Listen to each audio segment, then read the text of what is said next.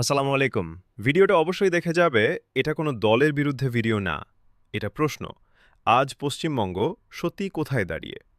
পশ্চিমবঙ্গ, যে রাজ্য একদিন চিন্তাধারা, শিক্ষা আর সংস্কৃতিতে পথ দেখাতো, আজ সেখানে সবচেয়ে বড় প্রশ্ন, আমরা কি এগোচ্ছি না শুধু টিকে আছি?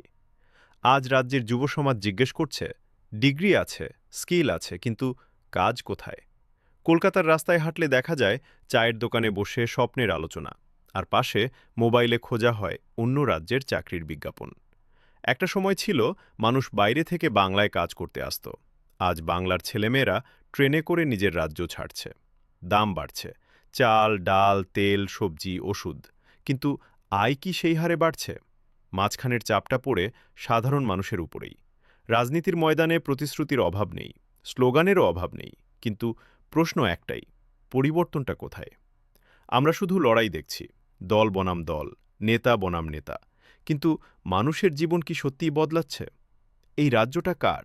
শুধু রাজনীতিবিদদের? নাকি সেই কৃষকের যে ফসলের ন্যায্য দাম পায় না?